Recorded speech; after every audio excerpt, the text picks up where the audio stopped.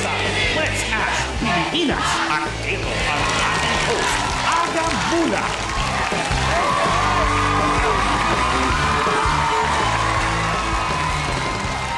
Magandang gabi mga kapatid. Oras na para hulaan ang iniisip ng buong bayan. Ito ang Let's Ask Pilipinas!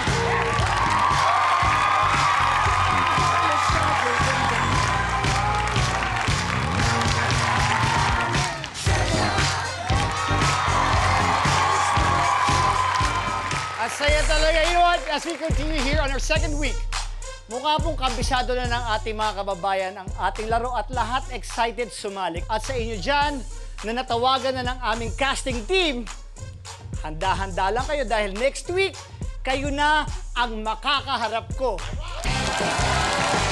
Paano ba nilalaro ang Let's Ask Pilipinas? Watch this. Meron tayong 3 rounds at isang jackpot round kung saan hula ng mga contestant kung anong opinion ng mga Pinoy. Ang bawat tanong ay may money value. Sa round 1, 2,000, 4,000 at 6,000. Sa round 2, 8,000, 10,000 at 15,000. Sa round 3, 20,000 at 35,000. 100,000 pesos ang makukuha kung perfect ang score. Pagdating sa jackpot rounds, pwedeng i-bet ng winning contestant ang kahit anong halaga sa kanyang winnings. Idadagdag ito sa kanyang winnings kung tama ang sagot. Ibabawas naman kung mali. Kung mag-all-in at tama ang sagot, times 5 sa kanyang total winnings. A perfect score of 100,000 pesos ay 500,000 pesos. Connect, answer, and win. Dito lang sa Let's Ask Pilipinas. Ngayon, sa gabing ito, swerte ko pa rin dahil mga kasamahan ko pa rin sa industriya o mga kaibigan ko pa rin celebrities ang kasali natin. Kaya hindi ko dito patatagalin pa. Tawagin na natin sila isa-isa.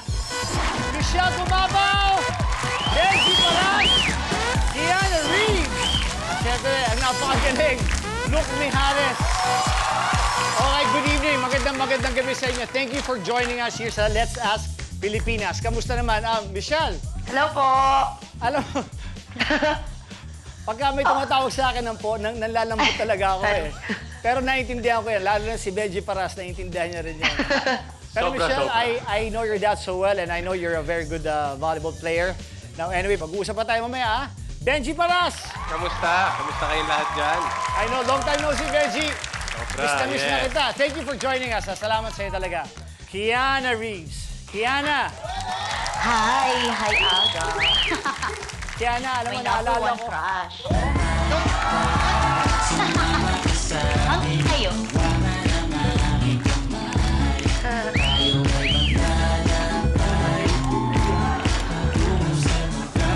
Okay. Thank you very much, Kiana. Luke Mijares! Luke Mijares, thank you! Yes, Papa. Papa, ano na nangyari sa iyo? Ha? Alam mo, ang cute mo pa rin, ha? Ito, si Luke, napakagaling kumanta nito.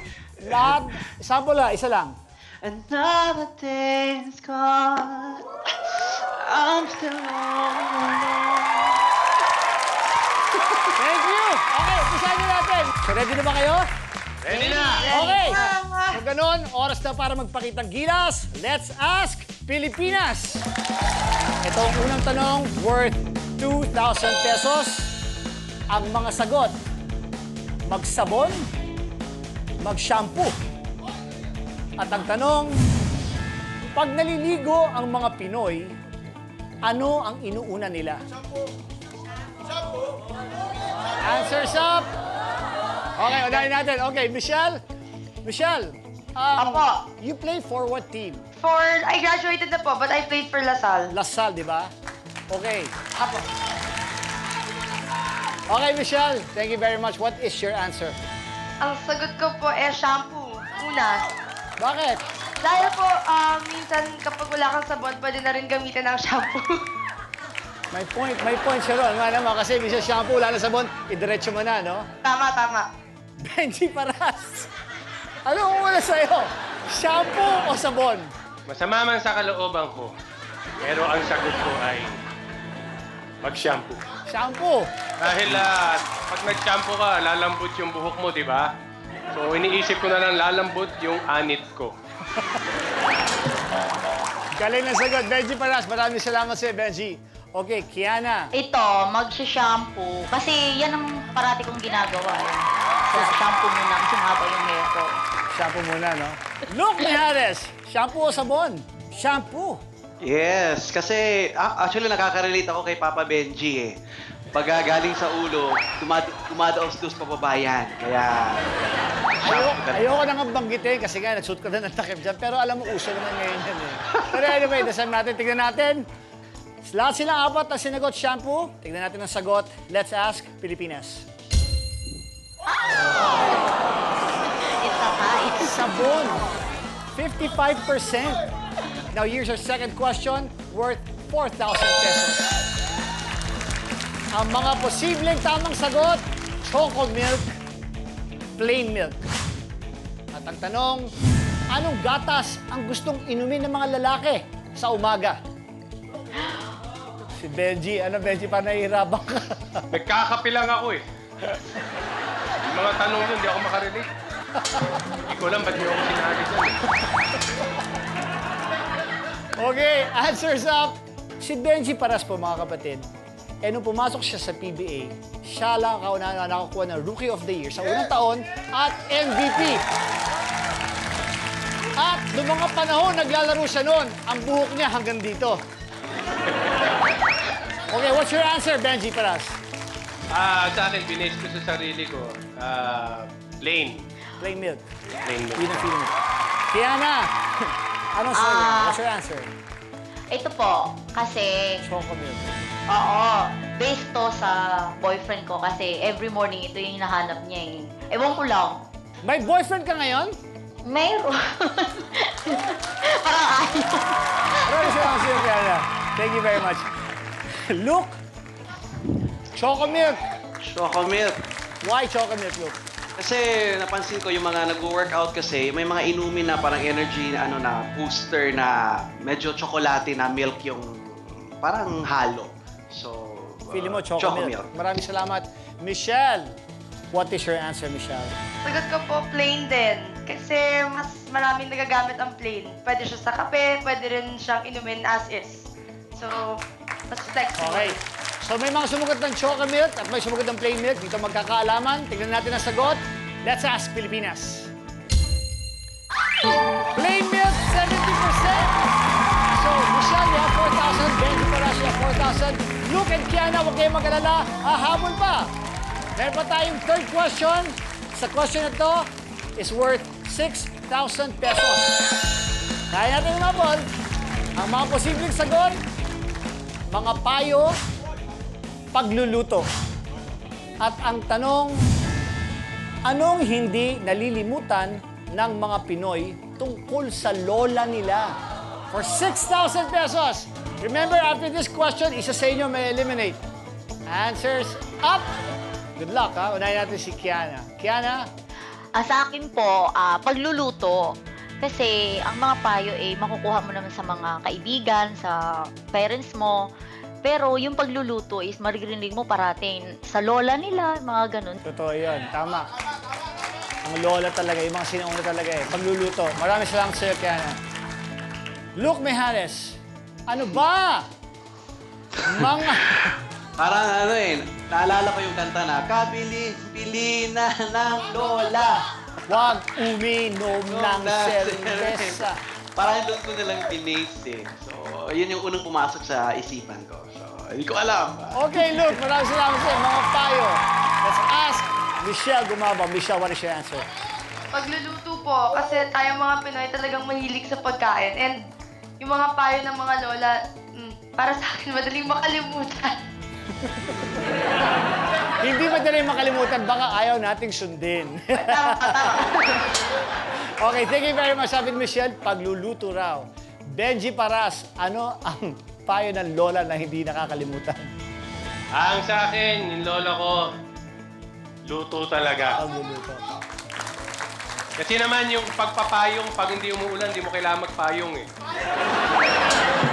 Payo! Payo ba yan? Hindi payong! Luto na yung naisulat ko eh. Wala ko payong. Okay, luto. Benji Paras, maraming salamat.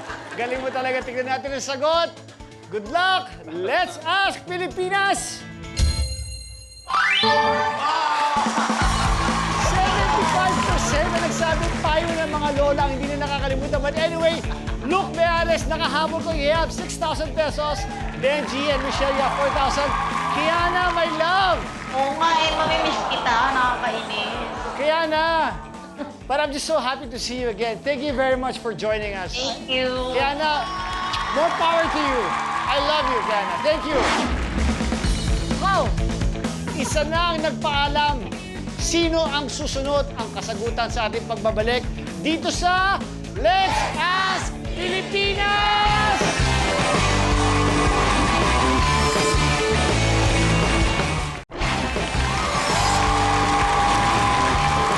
We are back for more Pinoy opinions dito sa Let's Ask Pilipinas. At nandito pa rin para makisaya sa atin sina Michelle, Benji at Luke.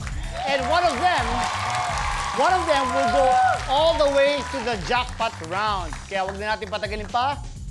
Let's proceed to round 2. So this is question number 4, worth 8,000 pesos.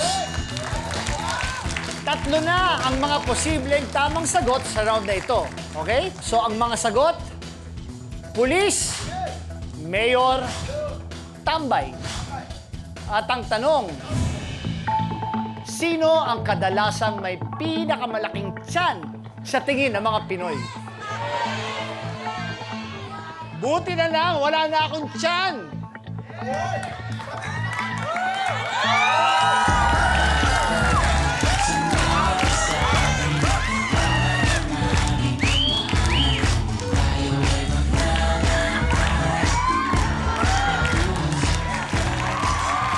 Okay, answers up. Tignan natin, unahin natin. Michelle, sino ang nakikitaan mo o sino sa tingin mo ang napapansin ng tiyan ng mga Pinoy? Para sa akin po, Mayor. Kasi po ito yung masarap ang kinakain. So, pinakamarami pang kain.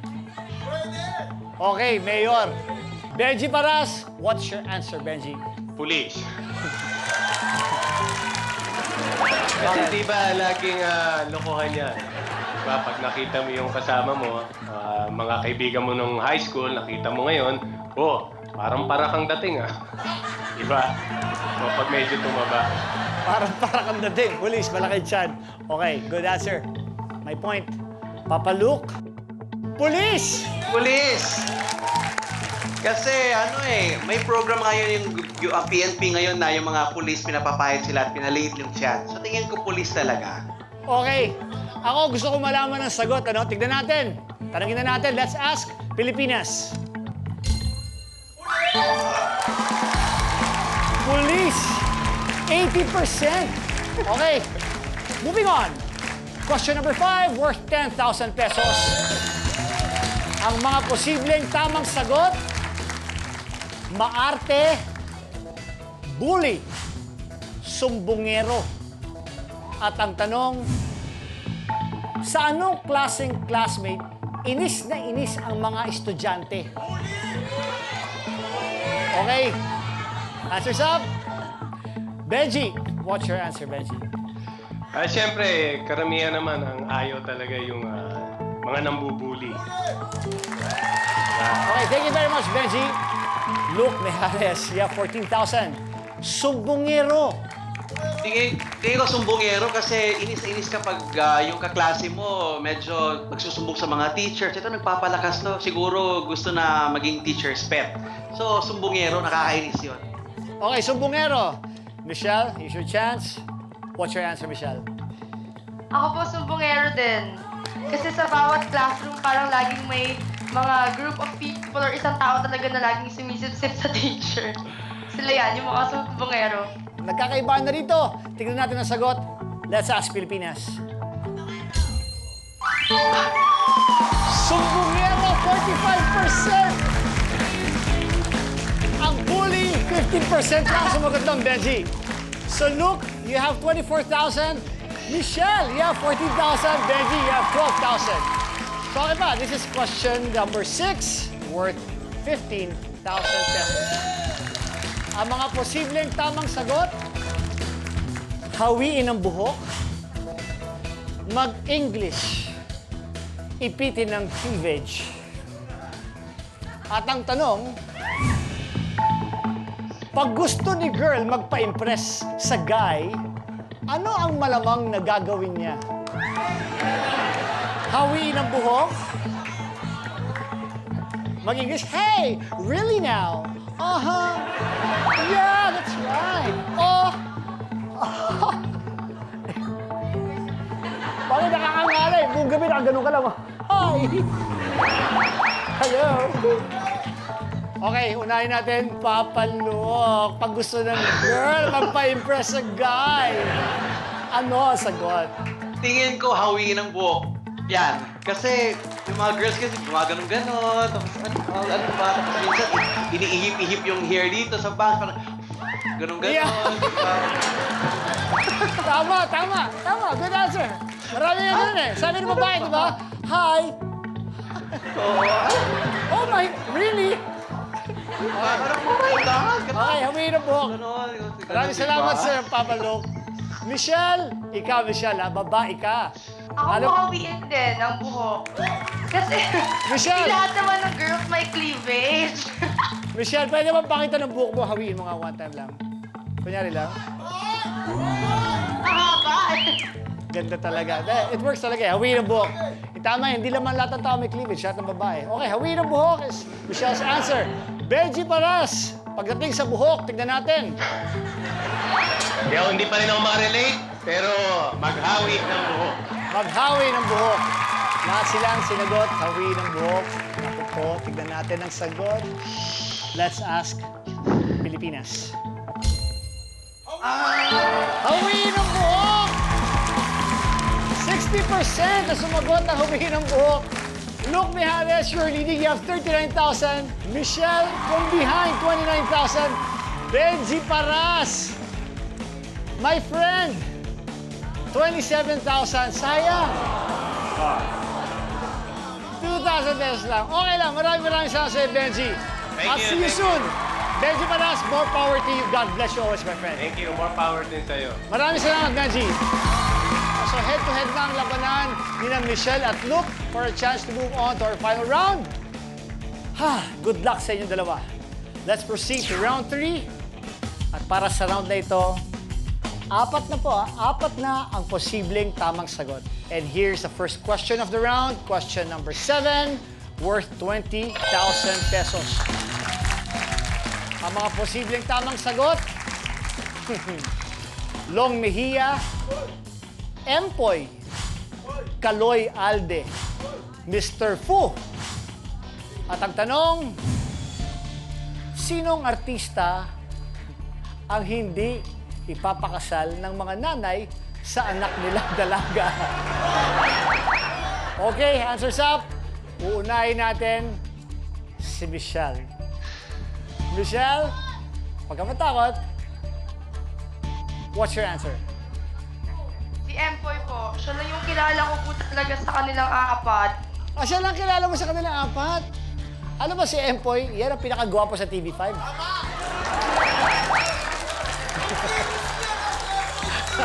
Pagmula sa buhok, sa bigote, sa balat, nasa kanya na ang lahat ng katangian. Okay? Empoy. Thank you, Michelle. Empoy Mulak. Luke, ano naman ang sagot mo?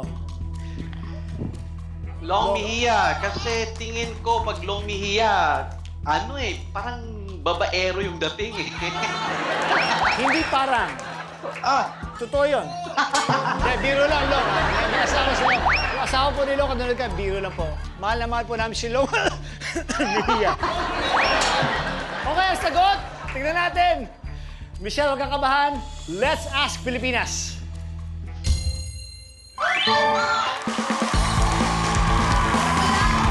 Michelle, it's okay. 29,000. Luke, 59,000. Ang susunod natin is worth 35,000 pesos. So, Michelle, if you get this right, at si Luke hindi nakuha to, pasok ka. So, laban-laban to. Ang mga posibleng tamang sagot, organizer, paperweight, picture frame, towel. At ang tanong, tinanong namin ang mga Pinoy, anong Christmas gift ang ayaw nilang matanggap? For this question is worth 35,000 pesos. So this is your chance now, Michelle. I will start with Luke muna. Luke, anong iyong sagot, Luke? Tingin ko, towel kasi parang kasal yan eh. Parang ayaw natin, parang lahat na lang towel binibigay. So, at saka daming nagbibigay ng towel. So parang ako, ayaw ko na makatanggap ng towel sa Pasko. So parang ganon. Kinakabahan ka ba, Luke? Kinakabahan ka ba? Kinakabahan ako. Okay, good luck! Good luck, Luke! Tuwalya po, sinugot niya. Michelle, what is your answer? Paperweight! Paperweight! Ayoko nakakatanggap ng paperweight kasi hindi ko nakikita yung use. That's right. Ngayon, magkakalam-alaman na kung sino ang tutuloy sa ating jackpot round. Stay tuned to find out only here in Let's Ask Pilipinas!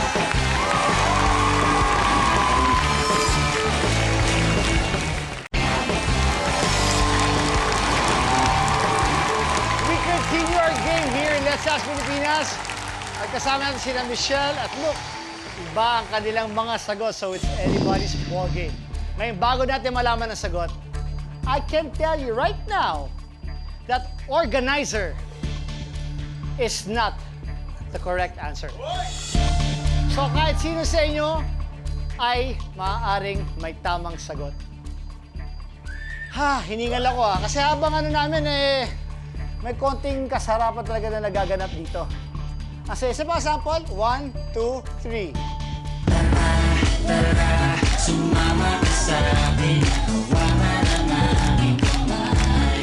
Tayo ay maglalakbay. Okay, alamin na natin ang sagot. Masyado nang matagal to. Let's Ask Pilipinas!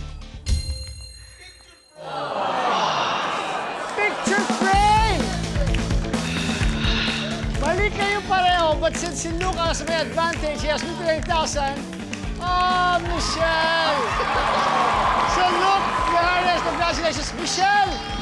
Michelle, it's okay. Tatandaan mo lang. Michelle Bumabaw, thank you very much. Thank you for playing. Maraming salamat sa'yo. Kasama natin ngayon si Luke Mijares na umabot na sa jackpot round. Ano, Luke? Nervous ka ba? Sobra! Ha? Sobra talaga. Pinagdasal ko to na sana makuha ko yung panalo kasi nag-promise ako sa sarili ko na yung half ng mapanalunan ko ay bibigay ko sa mga kababayan ko sa Bohol na nasa lanta. So, dinig ng Panginoon. Maraming salamat. God, thank you. Wow! Wow! Taga Bohol ka ba, Luke? Yes po, taga Bohol Hindi ko ako. alam yan. Sa mga taga Bohol po, kami po ay talaga nakikidalamhati po sa inyong lahat talaga. At nanawagan po ako sa lahat po ng mga kababayan natin, bukas na bukas po ang pintuan para sa tulong, para sa Bohol at sa Cebu. Sa lahat sa mga nasa lanta po ng earthquake na yan. So, Luke, you know what? Ako, ang gusto ko na mangyari right now is ikaw ang makakuha ng jackpot round na to. Makuha mo sana to, okay? Sana. So, ganito ang mangyayari. You have 59,000 pesos. Dalawa ang options mo. You can wager any amount less than that. Pwede ka rin mag-all-in. In other words, you will risk all your money. Ngayon, kung mali ang sagot mo, you will take consolation prizes. Pero kung tama ang sagot mo, we will multiply your money by 5. So kung tama ang sagot mo, you will take home 295,000 pesos. Para sa mga kababayan mo sa Bohol. So it's all up to you now. Ito lang yung tanong ko sa'yo. Wager or all in? Tingin ko ano na to? All in! Pag nakuha mo to, look, meron kang 295,000. So marami kang matutulungan sa Bohol. Good luck sa'yo! Ito na ngayon ang 4 na posibleng tamang sagot. Relax, relax. Science, math, English, religion. At ang tanong, ayon sa mga estudyante, anong subject ang pinaka nakakaantok? Good luck. Answers up. Look, for 295,000, what is your answer?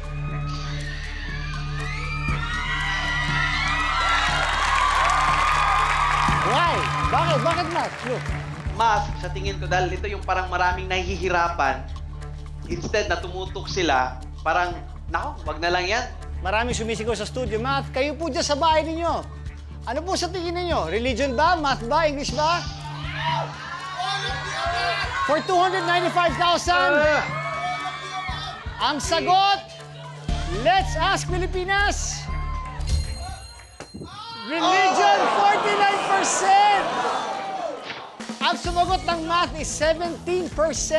Look, okay lang. Pasensya ka na, sorry, nagmatapa ka. But since alam mo, gusto mong tulungan ang mga kababayan mo sa Bohol, we're giving you, Let's Ask Pilipinas is giving you that 59,000 pesos. Yay!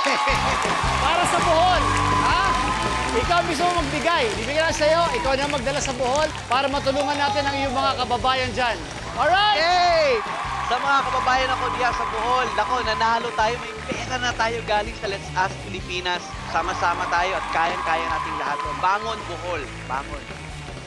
Congratulations! Sa mga nais sumali po dito, just log on to our website at www.tv5.com.ph/show/Let's Ask Pilipinas. Galing! Another day! Maraming salamat po sa inyong lahat. Napakasaya! Congratulations, Luke! Okay yan. Mga kapatid, ako po si Aga Mulak.